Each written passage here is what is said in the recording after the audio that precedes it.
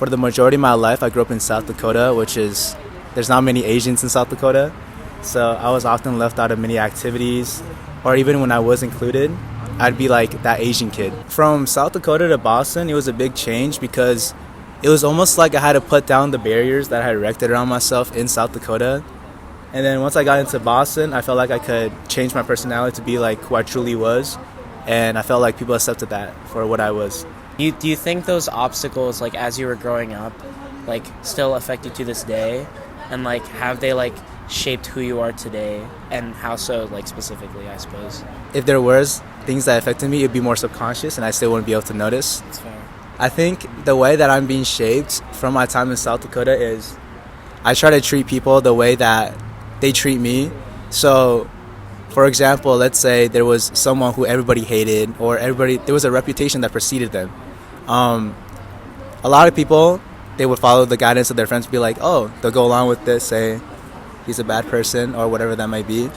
But I think for me, because of the way I grew up and the way I was portrayed as the only Asian in South Dakota, or in my school in South Dakota, I think I look at people from the way they treat me and not from the way that other people portray them as.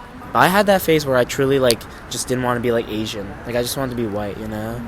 But now, like whenever I explore like these new Asian things, like hanging out with Asian people or just like embracing my Asian culture, I don't know, for me it's like powerful because it's like, you know, I'm Asian and I'm proud of it, you know? In South Dakota, there was really an absence of Asian things.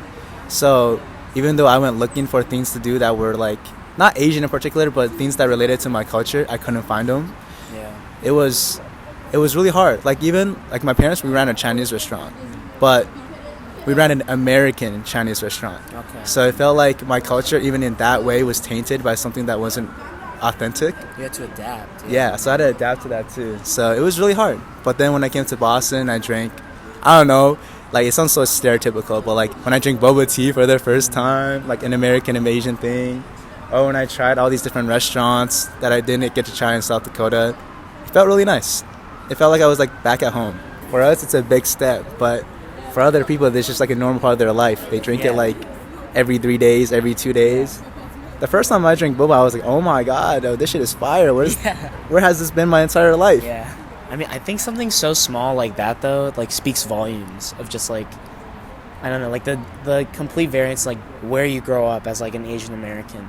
Because like that truly is like the Asian American experience. Yeah. That's like we are that voice. You came from Ohio to Boston. That's a big change too.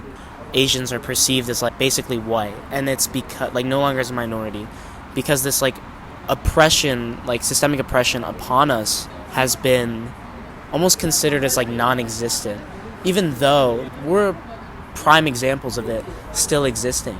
And I think the model minority term is just so dangerous. I don't know, I think that like invalidates like the idea. Like I had a class here where like our teacher was talking about like this book about this like Indian kid who grew up with similar like hardship that we did. And I remember like this other like student was just like from Boston was like, no, that doesn't happen anymore. I mean, it's literally the erasure of not only our experiences as like this quote-unquote minority, but like our parents, you know, and our family. I don't know. We ran an American Chinese restaurant. So it felt like my culture, even in that way, was tainted by something that wasn't authentic. We had to adapt. Yeah, so I had to adapt to that too. So it was really hard. But then when I came to Boston, I drank, I don't know, like it sounds so stereotypical, but like